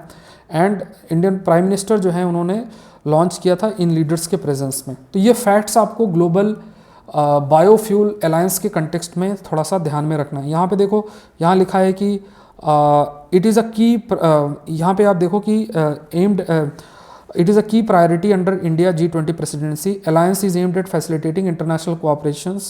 बायोफ्यूल के कंटेक्स्ट में है, ठीक है, ये भी सही है। It was spearheaded by India, United State and France. तो ये देखो, ये गलत हो गया ना, यहाँ ब्राज़ील है, बाकी दोनों सही हैं, ठीक है। तो ये देखो, ग्लोबल बायोफ्यूल जो अलायंस है वो इम्पॉर्टेंट है। ग्लोबल बायोफ्यूल अलायंस की बात करें तो उसमें मतलब क्योंकि इंडिया ने काफ़ी प्रायोरिटी में भी इस चीज़ को रखा था, तो देयर इज़ हाई पॉसिबिलिटी कि इसमें प्रश्न आपके लिए फ्रेम हो सकता है। कंट्रीज़ के बारे में देखें ना, क्यों, या कोई ना कोई तरीके से प्रश्न आपके लिए बन जाएगा। मूव करते हैं नेक्स्ट में। नेक्स्ट अगर देखा जाए तो नेक्स्ट है आपका, दैट इज़ सेक्शन 124A के कंटेक्स्ट में है। It is linked with section 124A, sedition law है। Punishment under section 124A ranges from imprisonment up to 3 years to a life terms to which fine may be added. Sedition जो है वो non bailable offence है। Law जो है originally draft किया गया था 1860 by Thomas Macaulay, the British historian politicians, was but was inexplicably omitted when IPC was enacted in 1870. तो again you have to tell the correct. तो ये क्या है, ये जो अगर देखा जाए, सो दिस लॉ और ओरिजिनली ड्राफ्ट कब किया गया था? इट वॉज ड्राफ्टेड बाय 1837 और drafted in 1837 bye Thomas Macaulay, the British historian politicians, है ना। तो ये अपने आप थर्ड स्टेटमेंट गलत है, बाकी दोनों स्टेटमेंट आपके सही हैं, ठीक है। तो यहाँ पे नॉन बेलेबल ऑफेंस है और थर्ड स्टेटमेंट आपका गलत है, बाकी दोनों स्टेटमेंट्स जो हैं वो आपके सही हैं, ठीक है। तो यहाँ पे 2 स्टेटमेंट सही हैं। नेक्स्ट देखते हैं, एटलस माउंटेन्स, ज्योग्राफी का क्वेश्चन। देखो ऐसे ही क्वेश्चंस बनते हैं। ये सारे क्वेश्चंस जो आपको मैं बता रहा हूँ, ये सारे क्वेश्चंस आपके डिफरेंट न्यूज़पेपर में किसी कारणवश न्यूज़ में थे तो है। मेंस में भी सेम कहानी है, न्यूज़पेपर से बहुत प्रश्न आते हैं। मैंने एक वीडियो डाला हुआ है मेरे चैनल पे ही देख लो, इसी सौरभ पांडे यूपीएससी चैनल के अंदर। तो लगभग आप मानो कि 20 में से 12 क्वेश्चंस हैं उसमें मैंने जो डिस्कस किया। GS1 की बात करूँ, GS2 और 3 में तो बहुत क्वेश्चंस हैं, 16, 17 क्वेश्चंस आउट ऑफ 20। क्वेश्चंस देखने में आपको कभी भी लगेगा नहीं, क्योंकि एडवांस करंट अफेयर्स का रोल ही यही है। एडवांस करंट अफेयर्स का जो रोल है वो ही यही है, एक प्रकार से आप मानो। तो ये थोड़ा सा ध्यान रखें आप, है ना। तो अगर आप ये चीज़ अपने प्रिपरेशन में इंक्लूड करें, क्योंकि नज़र तो जाती नहीं इन चीज़ों को फोकस करना। जब हमारे साल, 1.5 साल, 2 साल ख़राब होते हैं, उसके बाद हम सोचते हैं कि ठीक है चलो अब फोकस कर लेते हैं। तो इट्स बेटर आप पहले से ही फोकस करें। तो सौरभ पांडे CSE ऐप को डाउनलोड करके और उसमें कल टेस्ट जो है ज़रूर से देना, संडे का टेस्ट ज़रूर से देना। बाद में भी ज्वाइन करते हैं तो इन टेस्ट को आप अटेम्प्ट कर सकते हैं। Mountain ranges in north west Africa spanning Morocco, Sudan and Tunisia. They are situated south of main Eurasia and Africa tectonic plate boundary, it separate Sahara desert from Mediterranean sea and Pacific ocean. अब देखते हैं इसमें mountain range in north west Africa, Atlas mountain की यहाँ पे बात की गई है। तो यहाँ पे ये जो है यहाँ पे लिखा है कि Atlas mountains are mountain range Maghreb region है in northern Africa. Sahara desert को मेडिटेरेनियन सी से अलग करता है, Sahara desert from Mediterranean sea and Atlantic. अब ये थोड़ा कॉमन सेंस है, ये तो अटलांटिक ओशन होगा ना, इट्स नॉट पैसिफिक ओशन, तो ये तो गलत हो गया। ठीक है, they are situated south of main Eurasia and Africa, Nubia tectonic plate boundary, ये भी आपका गलत है ना। तो ये भी स्टेटमेंट आई थिंक इसमें गलत है, बिकॉज ठीक है द एरिया यहाँ पे थोड़ा सा लिखा है कंटेंट में, आपको दिखा देता हूँ। ये जो एरिया है इसमें ज़्यादा अर्थक्वेक आपका नहीं है दूसरे प्लेस से अगर कंपेयर किया जाए। Movement of the plate will cause intense seismic activity, तो like they are this area does not usually have a lot of earthquake compare to the other places near the edge of the tectonic plates.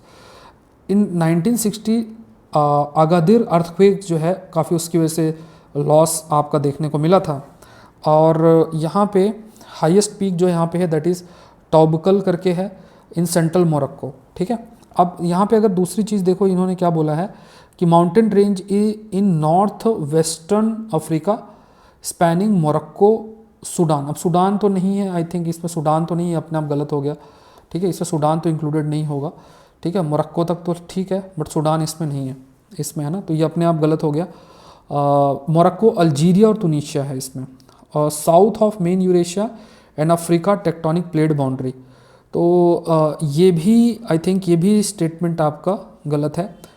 It stretches around 2500 kilometre through Morocco, Algeria and Tunisia. ठीक है, तो ये statement भी almost आपका this statement is also incorrect. ठीक, अच्छा ये जो स्टेटमेंट है, अच्छा ये थर्ड, ये जो सेकंड स्टेटमेंट है दिस स्टेटमेंट इज, ये स्टेटमेंट इनकरेक्ट है, ये स्टेटमेंट इनकरेक्ट है, ये सही है।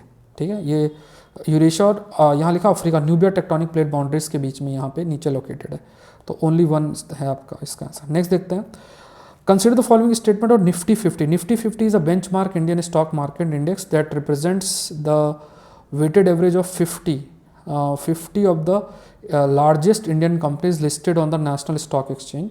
ठीक है, उसके बाद Nifty 50 index is a free float market capitalisation index. कितने इसमें सही हैं, हाउ मेनी आर इसमें आपके करेक्ट हैं, तो यहाँ पे दोनों ही स्टेटमेंट्स आपके, both the statements are correct. ठीक है, नेक्स्ट देखते हैं, डिंकिनेशा एस्टेरॉइड न्यूज़ में है, डिंकिनेशा एस्टेरॉइड, तो it was discovered by Lincoln near earth asteroid research survey at Socorro New Mexico 1999। This asteroid is the first flyby target of NASA Lucy mission. Dinkinish is the French name of Lucy fossil after which NASA Lucy mission is named. Again इसमें आपको कितने सही है बताना है। तो यहाँ पे भी अगर आप देखोगे it is a Ethiopian name. It's written a French name. It's not a French name. It is an Ethiopian name. Ethiopian name. ये क्या है? It's an Ethiopian name. ठीक है, for the Lucy fossil. तो ये तो गलत हो गया। This asteroid the first fly bye target of NASA Lucy mission. ठीक है, तो ये आपका जो है ये सही है और ये सही है, ये गलत है थर्ड स्टेटमेंट। ठीक है, तो यहाँ पे जो आंसर आपका बनेगा दैट इज ओनली 2। नेक्स्ट देखते हैं, consider the following state overnight index swap, OIS। Economy का क्वेश्चन आपका बन गया ये। ठीक है, इकोनॉमी और के भी क्वेश्चंस आपके बढ़िया तरीके से सारे जितने भी जहाँ से भी प्रश्न सारे कवर हो रहे हैं। तो overnight index swaps are popular among financial institutions because the overnight index is considered to be a good indicator of the interbank credit markets and less risky than the traditional interest rate spreads. OIS term is not overnight, it is underlying reference rate, that is overnight rate. In overnight index swap applies an overnight index such as Federal Fund or London Interbank offered rate. ठीक है, तो ये अगर देखा जाए तो यहाँ पे they are talking about the overnight index swap। Overnight index swap क्या है? ये पॉपुलर है फाइनेंशियल इंस्टीट्यूशंस के है में।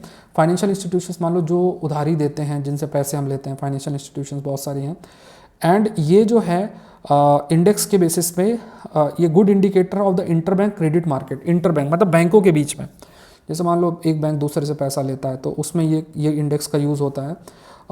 ठीक है, तो ये असल में ओवरनाइट नहीं है, है ना, rather underlying reference rate is that is overnight rate, that is an overnight rate. मतलब अभी जैसे मान लो अभी रेफरेंस रेट है, जैसे अभी डिसाइड किया, तो अभी जो रेफरेंस रेट, अभी जो आज का रेफरेंस रेट होगा उसके बेसिस में चीज़ डिसाइड होगा कि अगर हम पैसे देते हैं तो उसमें किस इंटरेस्ट रेट में प्रोवाइड करें, उसी को यूज़ किया जाता है ओवरनाइट, मतलब ओवरनाइट जो रेट है अभी। अब इसमें क्या है, इसमें मतलब London interbank offered rate, LIBOR rate भी कहते हैं, लिबोर रेट, इसका भी यूज़ होता है। तो तीनों ही statements, all the three statements are correct इसमें, ठीक है, ये ध्यान में रखना है। फिर देखते हैं दुशेने मस्कुलर डिस्ट्रॉफी, ये भी न्यूज़ में है। World Duchenne muscular dystrophy day observe किया जाता है ऑन 17 सितंबर हर साल को। Rare regenerative illness called Duchenne muscular dystrophy make muscles weaker over time until it affects the entire body. This year world Duchenne muscular dystrophy day theme is Duchenne breaking barriers, correct बताना है, ठीक है। तो इसमें अगर देखा जाए तो ये यहाँ पे लिखा हुआ है कि ये जो बीमारी है, ठीक है, ये जो बीमारी है, मतलब how many of the above statements is are correct. तो इसके बारे में थोड़ा सा कुछ पॉइंट्स देख लेते हैं। तो ये पहली चीज़ तो देखना, ये क्या है, it result from X chromosome mutation. X chromosome male और फीमेल दोनों में ही होता है, तो उसमें बदलाव होने की वजह से होता है, ठीक है। तो पहले जो है वॉकिंग बोन जो है उस चैलेंजिंग हो जाता है, फिर हमारे नर्व सिस्टम इससे अफेक्ट होते हैं, कई ऑर्गन्स अफेक्ट होते हैं इससे, ठीक है। और ये 7 सितंबर को मनाया जाता है, रेज अवेयरनेस अबाउट इसके बारे में। 7 सितंबर को ये आपका मनाया जाता है। इसमें 17 लिखा, तो ये पहला स्टेटमेंट आपका गलत हो गया, बाकी सही है दोनों, ठीक है। Let's move to the next. NavIC, navigation with Indian constellation, NavIC के ऊपर है, NavIC that is navigation with Indian constellation.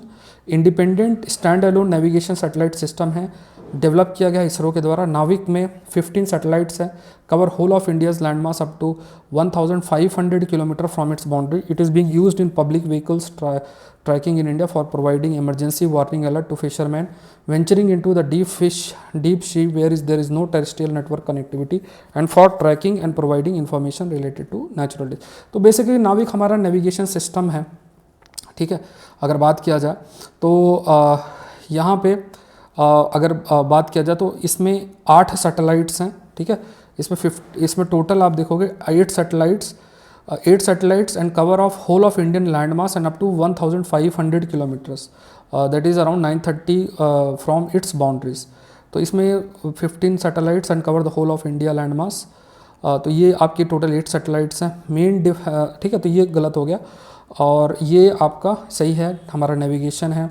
अब इसको हम कई पर्पस के लिए फिशरमैन यूज़ कर सकते हैं, इमरजेंसी वार्निंग और इस सब के लिए भी इस्तेमाल कर सकते हैं, ये भी सही है। तो यहाँ आंसर आपका ओनली 2 होगा। नेक्स्ट देखते हैं, consider the following statement about Operation Polo. Operation Polo के कंटेक्स्ट में है। So the princely state of Hyderabad was annexed by India in September 1948 through military operation code named Operation Polo. It was dubbed Police Action. The Sundarlal Committee appointed by Indian Prime Minister Jawaharlal Nehru after his operation, after this operation, correct बताना है, ठीक है। तो यहाँ पे क्या है कि इसमें तीनों ही स्टेटमेंट्स आपके सही हैं। हैदराबाद एनेक्स किया गया था इंडिया के द्वारा सितंबर 1943 इस ऑपरेशन के तहत, जिसका नाम ऑपरेशन पोलो था। It was dubbed the police action. Sundarlal committee जो है वो अपॉइंट की गई थी इसको देखने के लिए। तो यहाँ तीनों स्टेटमेंट आपके सही हैं, ये न्यूज़ में था सारा, ठीक है। तो again I am repeating this point, Saurabh Pandey CSE app को डाउनलोड करना, जिससे कि आप सेकेंड टेस्ट जो है अटेम्प्ट कर सकें। ऐसे टोटल 50 टेस्ट होंगे, 2500 से 3000 टॉपिक्स कवर होंगे, बहुत हेल्पफुल रहेगा। और मैं बुक भी एक निकाल दूंगा जिसको फिर मैं आपको प्रोवाइड करूँगा, तो बढ़िया तरीके से आप उसको प्रैक्टिस कर सकते हैं। तो देखते हैं, consider the following statement about national judicial data grid portal. National judicial data grid portal की बात करें तो national judicial data grid portal is a national repository of data relating to cases instituted, pending and disposed by the court across the length and breadth of the country. NJDG has been developed by National Informatics Centers. Now we have all 3 tiers of Indian judiciary on NJDG portal, correct बताना है, ठीक है। तो e governance में भी आप इसका example जो है कोट कर सकते हैं।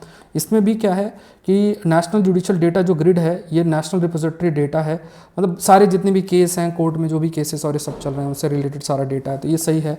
तीनों जो टायर्स हैं, district court, high court, supreme court, इसमें तीनों ही जो है आपके कवर्ड हैं। तो यहाँ तीनों स्टेटमेंट्स सही हैं, आंसर इसका होगा all the 3 statements are correct.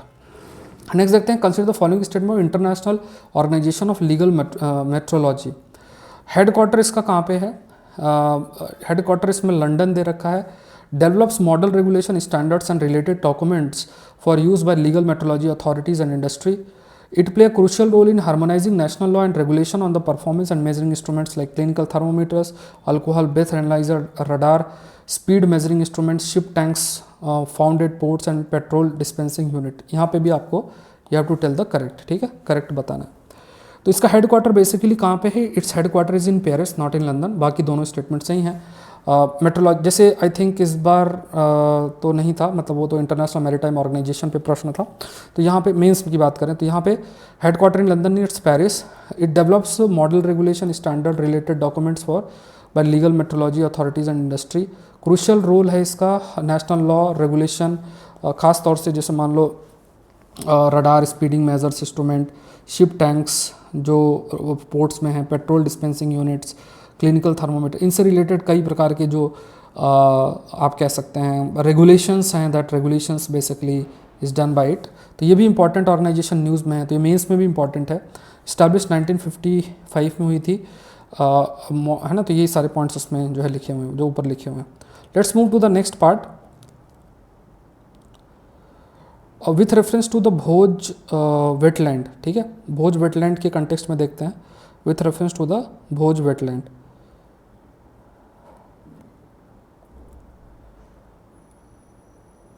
Bhoj wetland, consider the following statement. Also known as Bhopal lake designated Ramsar site, Bhojtal was created by Paramara Raja Bhoj of Mewar, correct बताना है, ठीक है। तो ये जो है इस लेक के ऊपर है, तो it is basically also known as Bhopal Tal, ठीक है, भोपाल लेक भी कहते हैं, it is called as, and designated Ramsar site भी है, ये भी सही है। एंड परमारा राजा भोज जो है, परमारा राजा भोज जो है उनके द्वारा किया गया है, क्रिएट किया गया था, जो कि रूलर थे मालवा के, नॉट ऑफ मेवाड़, ठीक है, मालवा रीजन के थे, नॉट ऑफ मेवाड़। तो ये गलत हो गया, बाकी सही है, ठीक है। तो आंसर इसमें 2 होगा। Let's move to the next part. Consider the following statement about red fire ants. ये भी न्यूज़ में थे, रेड फायर एंट्स, ठीक है, आंट्स नहीं, एंट्स। तो ये क्या है? One of the world most invasive species है, has been recently found in Europe for the first time. Insect can aggressive when disturbed, and they have painful stings which are irritating to the skin and can cause allergic reactions. The ant can also damage crops and local ecosystem. Again you have to tell the correct part, ठीक है। तो ये क्या है कि ये basically ख़ास तौर से साउथ अमेरिका में पाई जाती है, एंड अभी ये United State, Mexico, Caribbean, China, Australia हर जगह पे फैली हुई है। तो यहाँ पे पहला जो स्टेटमेंट की बात करें तो ये भी सही है, क्योंकि बहुत तेज़ी से ये यूरोप में भी फैल रही है। जनरली तो ये मतलब पाई जाती है साउथ अमेरिका इन सब में, और भी कुछ रीजन्स में है, और ये काटेगी तो बहुत दर्द भी होता है। It can damage crops and local ecosystem. तो तीनों स्टेटमेंट्स जो हैं आपके सही हैं। नेक्स्ट देखते हैं E code project. E code project began in 2017 a centrally sponsored scheme. This is a part of national e-governance plan. Recently, cabinet had approved a second phase of e-code project with a financial outlay of 7,210 crore to upgrade digital infrastructure of the lower judiciary. The third phase is aimed at using in a regime of maximum ease of justice by moving towards digital, online and paperless court through digitization of the entire court, ठीक है, correct आपको जो है वो बताना है। तो ये जो है यहाँ पे क्या है, रिसेंटली कैबिनेट ने अप्रूव किया है, that is approved, recently cabinet had approved third phase. तो थर्ड फेज़ अप्रूव किया है, सेकेंड नहीं है, तो ये गलत हो गया। उसके बाद यहाँ पे, ठीक है, upgrade the digital infrastructure of the lower judiciary. Third phase का aim at ushering at regime maximum. तो यहाँ पे third phase is aimed at ushering in a regime of maximum ease of justice by moving towards digital, online and paperless court through digitisation of the entire court record. ये भी ठीक है। E code project began in 2017 इसमें लिखा हुआ है। So E code project basically आपका 2007 में शुरुआत हुई थी, ठीक है, 2007। तो एक ही सही है, तो आंसर होगा ओनली 1। नेक्स्ट देखते हैं, consider the following statement about epizootic haemorrhagic disease. It was first identified in Africa in 1950 and has since spread out to a part of Europe and Middle East. Then we have a symptom of infected cattle include fever, weakness, lack of appetite, difficulty swallowing, skin rash on the udder. Virus is usually spread to cows, deer, sheep through the bites of infected midges. तो यहाँ पे भी ठीक है, तो ये जो disease है इसमें भी फिल फाइंड कि पहली बार ये आइडेंटिफाई की गई थी यूएस के अंदर, नॉट इन मिडिल ईस्ट. 1950 के अंदर it was first identified in US, तो ये गलत है. Symptom of infected cattle include, ये सही है और ये सही है, दोनों स्टेटमेंट आपके सही हैं. It is caused by the virus, ये थोड़ा सा आपको ध्यान रखना है. ठीक है, कई बार पूछ लेते हैं डायरेक्टली, तो यहाँ पे डिटेल एक्सप्लेनेशन भी इसमें है, लेकिन लाइक ये पॉइंट्स आपको ध्यान रखना in order to answer this question. तो ये स्टेटमेंट सही है, ये सही है और ये आपका गलत हो गया.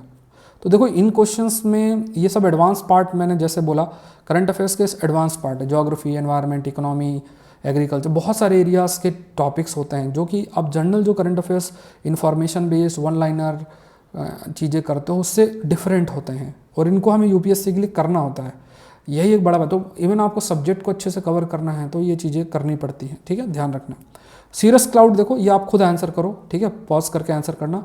इसका सोर्स मैं आपको बताता हूँ, जीसी लियोंग में भी दे रखा है, अगर आप सेकंड पार्ट पढ़ोगे तो उसमें दे रखा है. इसमें cirrus cloud typically appear delicate and wispy with a wide straits. Cirrus are usually formed when cold humid air rises causing water vapor deposition onto rocky or metallic dust particles at high altitudes. Cirrus cloud can form from the top of the thunderstorm and tropical cyclone and sometimes predict the arrival of the rain or storm. तो correct बताना है.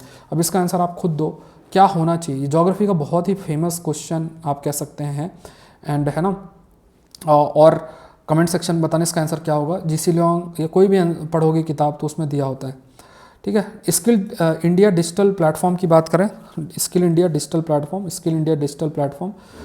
Platform aimed at synergising the transforming the skills education employment entrepreneurship landscape of India. SEED is a digital public infrastructure for skilling, education, employment and entrepreneurship. Platform is driven by vision to make skill development more innovative, accessible and personalized in embodiment, focusing on digital technology and industry 4.0 skills. तो यहाँ पे they are talking about the skill India digital platform. तो यहाँ पे देखो पहला भी इसका स्टेटमेंट सही है कि डिजिटल प्लेटफॉर्म है जिसके माध्यम से स्किल इंप्रूव कैसे कर सकते हैं, जितनी भी चीज़ें हैं उनको आपस में कोऑर्डिनेट करना. और ये डिजिटल पब्लिक इंफ्रास्ट्रक्चर है, मतलब है ना, सरकार का पब्लिक डिजिटल इंफ्रास्ट्रक्चर है जिसको इस्तेमाल किया जा सकता है एजुकेशन प्रमोट करने के लिए, स्किल प्रमोट करने के लिए, एंटरप्रेन्योरशिप प्रमोट करने के लिए, और नई नई स्किल्स जो हैं वो कैसे एक्वायर की जा सकती हैं, है ना, मेक स्किल डेवलपमेंट, और जो स्किल डेवलपमेंट उसको इनोवेटिव एक्सेसिबल बनाना. डिजिटल टेक्नोलॉजी इंडस्ट्री 4.0, मतलब जो ये इंडस्ट्री रिवोल्यूशन 4.0 है इसमें फोकस भी खास तौर से डिजिटल रिवोल्यूशन पे किया जा सकता है, जिसमें इंटरनेट से रिलेटेड बहुत सारे स्किल्स की रिक्वायरमेंट है जो कि ठीक है इसके माध्यम से दी जाएंगी. तो तीनों ही स्टेटमेंट इसमें आपके सही हैं. नेक्स्ट देखते हैं इको सेंसिटिव जोन. इसका भी आंसर आप खुद बताओ क्या होगा इसका. ये भी न्यूज़ में था सारी चीज़ें. Land within 10 kilometre boundary of national park and wildlife sanctuaries to be notified as eco fragile zone और eco sensitive zone. The eco sensitive zones are meant to hamper the daily activity of the people living in the vicinity. ESZ are created as a shock absorber for the protected areas to minimize the negative impact on the fragile ecosystem by the certain activities taking place nearby. ठीक है, तो comment section बताओ इसका answer क्या होगा. है ना, ये आप थोड़ा सा आंसर ज़रूर से इसका बताओ, पॉज करके बताओ. ठीक है, ये अगर आप कोई भी एनवायरनमेंट की किताब पढ़ोगे तो इको सेंसिटिव जोन पे हमेशा प्रश्न आता है, और ये इस समय न्यूज़ में भी था. जिस टाइप का डिजास्टर आपका हो रहा था उस वजह से ये काफ़ी अधिक जो है न्यूज़ में भी था. ठीक है, तो इसको आप चाहो तो स्क्रीनशॉट लेके देख सकते हो क्या आंसर होगा. नेक्स्ट देखते हैं, ग्लोबल स्टॉक टेक रिपोर्ट के ऊपर है. It suggests that the world is not on track to achieve the Paris Agreement, though there are still rapidly narrowing window for countries to get their act together. It stated that much more ambition was needed to reduce global greenhouse gas emission by 43% by 2030 and further 60% by 2035. Renewable energy has to be scaled up and all unabated fossil fuel were rapidly eliminated. Correct बताना है. ठीक है, तो यहाँ पे अगर देखा जाए तो with reference to the global stock take report की अगर हम बात करें तो it suggest that the world is not on track to achieve the Paris agreement. तो ये स्टेटमेंट आपका इसमें दिया हुआ है. तो ये जो रिपोर्ट है तो इसमें ये जो कहा गया कि विश्व जो है पेरिस एग्रीमेंट के जो भी टारगेट्स है उसको अचीव अभी नहीं कर सकता, वो ट्रैक में नहीं है कि हम ये सारा अचीव कर सकें, तो ये सही स्टेटमेंट है। उसके बाद ये भी कहा गया है कि ग्रीन हाउस गैस का एमिशन बाय 43 पर 2030 और फर्दर 60% इन 2035। बहुत मुश्किल है बट करना पड़ेगा। Renewable energy has to be scaled up, renewable energy का भी यूज़ जल्द से जल्द हमें जो है इंक्रीज करना पड़ेगा। So the synthesis report ties into a large exercise called global stock take that is expected to take place once in a 5 years. 5 साल में ये रिपोर्ट, मतलब जो भी डेवलपमेंट हम अलग अलग एरियाज़ में करते हैं तो इस रिपोर्ट के माध्यम से चीज़ें जो है सामने रखी जाती हैं, जो टारगेट्स रखे जाते हैं उस टारगेट के लिए कौन कौन जो है क्या क्या कर रहा है, ये सब रिपोर्ट के अंदर आपका रहता है। एंड है ना, तो यहाँ पे the first report this year is expected to significantly influence discussion. नवंबर में जो होना है, जो कंट्री लाइक दुबई के अंदर मीट करेंगी 28th एडिशन जो यूनाइटेड नेशन क्लाइमेट चेंज से रिलेटेड जो मीटिंग दुबई में होनी, उस पर इसका डिस्कशन भी काफ़ी अधिक होगा। ठीक है, तो यहाँ पे तीनों स्टेटमेंट इसमें सही हैं। नेक्स्ट देखते हैं 122nd constitutional amendment of 2016 give the union and state concurrent power of indirect taxation. The goods and service tax regime introduced in 2017 is based on the system of concurrency of indirect taxes where every transaction attract central as well as state GST. तो यहाँ पे अगर देखा जाए तो ठीक है, यहाँ पे और फिर तीसरा स्टेटमेंट भी, earlier the central sale tax and original based tax effectively exported the tax burden from rich and manufactured state to the consuming state, contributing to the horizontal imbalance. Correct जो है वो आपको बताना। तो यहाँ पे 122nd कॉन्स्टिट्यूशनल अमेंडमेंट ऑफ, तो देखो आई थिंक इसको एक बार चेक करना, ये देखो एक्ट तो नहीं है ये, बट अमेंडमेंट बिल होगा। ठीक है, of 20 give the union and state concurrent power of indirect taxation. ठीक है, and goods and service tax जो रिजीम है 2017 में इंट्रोड्यूस की गई थी, is based on the system of concurrency of indirect tax where every transaction attract central as well as GST, state GST. मतलब जो भी प्रोडक्ट होता है उसमें स्टेट जीएसटी और सेंट्रल जीएसटी लागू आपकी होती है, ये सही है। ठीक है, और central sale tax origin based tax effectively exported the tax burden from rich and manufacturing state to the consuming states, contributing to horizontal imbalances. तो मतलब जनरली ये भी रहता था, कई बार बड़ी दिक्कतें भी रहती थी कि जो टैक्स का बर्डन है वो जो प्रोडक्ट को कंज्यूम करता है उसके ऊपर ज़्यादा रहता था, जहाँ प्रोडक्ट का ज़्यादा कंजम्पशन है वहाँ टैक्स का बर्डन ज़्यादा अधिक रहता था। तो ये चीज़ को भी इससे, क्योंकि एक सिंगल जीएसटी होगा अक्रॉस, जैसे मान लो कोई प्रोडक्ट है उसमें एक पर्टिकुलर सेट ऑफ जीएसटी जो रहेगी वो हर जगह सेम रहेगी, अलग अलग स्टेट में अलग अलग नहीं रहेगी, टैक्स बर्डन भी इससे काफ़ी रिड्यूस होगा। तीनों स्टेटमेंट जो है आपके सही। बस आपको बस इतना ध्यान में रखना, ये 101st कॉन्स्टिट्यूशनल अमेंडमेंट है I think, but 102nd constitutional amendment bill है ये। ठीक है, ये एक बार देख लेना। Consider the following state of monoclonal antibody. Monoclonal antibodies are artificial antibodies that mimic the activity of our immune system. They are produced through a process that involve extracting specific antibodies from human blood and then cloning them. Monoclonal antibody bind to specific part of the spike protein, blocking its ability to infect the healthy cells. Correct बताना। तो देखो monoclonal antibody क्या है, जैसे normally हमारे शरीर में जो एंटीबॉडीज़ होती हैं उनको लेबोरेटरी में बनाते हैं तो वो मोनोक्लोनल होती हैं, उनको फिर दूसरों को ट्रांसफ़र किया जा सकता है जिससे कि उनके शरीर में प्रतिरोधक क्षमता बने और बीमारी से बच सकते हैं। ठीक है, तो यहाँ पे तीनों ही स्टेटमेंट इससे जो रिलेटेड हैं वो आपके सही हैं। ठीक है, तो ये ध्यान में रखना। निपाह वायरस का देख लें, अभी इस समय न्यूज़ में भी था Nipah virus. First Nipah outbreak was recorded in 1998 under the virus spread among pig farmers in Kenya and Nigeria. The virus is named after the river where it was discovered. It is able to infect human directly through the contact with bodily fluid of infected bats and pigs, with some documented cases of transmission among the humans. Again, you have to tell the correct. तो Nipah virus के context में है ये। तो first Nipah जो outbreak है वो 1998 में किया गया था मलेशिया और सिंगापुर में, तो ये गलत हो गया, ये स्टेटमेंट अपने आप गलत हो गया। और फिर देखा जाए the virus is named after the village where it was discovered, river के नाम पे नहीं है, गांव के नाम पे है, तो ये भी गलत और ये सही है। ठीक है, तो ये डायरेक्टली ह्यूमन को अफेक्ट कर सकता है, शरीर का कोई भी फ्लूइड है अगर उसका एक्सचेंज होता है तो एक ही पहला एक ही स्टेटमेंट सही। नेक्स्ट देखते हैं exercise bright star 23। Exercise bright star 23 is a tri service joint military exercise. It is led by US CENTCOM and German Army. Exercise Bright Star 23 was conceptualized as a training exercise between US and Germany during the Camp David Accord. ये correct बताना है, ठीक है। तो यहाँ पे the first edition of the exercise was conducted in Egypt in 1980 and it was expanded to include more nation in the year 1995। तो it is led by US, CENTCOM and Egyptian army, ठीक है। सो German army नहीं है, Egyptian army है, तो ये तो गलत हो गया। और ये तो यहाँ पे लिखा जर्मन, तो ये भी गलत हो गया, ठीक है। तो tri service joint military exercise है, ये स्टेटमेंट आपका सही है, ठीक है। तो आंसर इसका ओनली 1 होगा। तो ये टोटल क्वेश्चंस जो मैंने आपको दिखाया, तो अलग अलग information based question, conceptual question, subject based questions सारे कवर्ड होंगे। अब इतना अगर आप कर लो और अपने स्टैटिक को पढ़ के जाओ बढ़िया तरीके से और सीसैट पे फोकस करो, तो फिर आपको और कुछ करने की ज़रूरत नहीं पड़ेगी। तो ये थोड़ा सा ध्यान रखें। और मैंने प्रयास किया है, और मतलब कल जो है संडे को, आपको संडे को जो है वो टेस्ट देना है, 9 PM को होगा। 29 अक्टूबर को हमारा 29 अक्टूबर 2023 को टेस्ट शेड्यूल्ड है।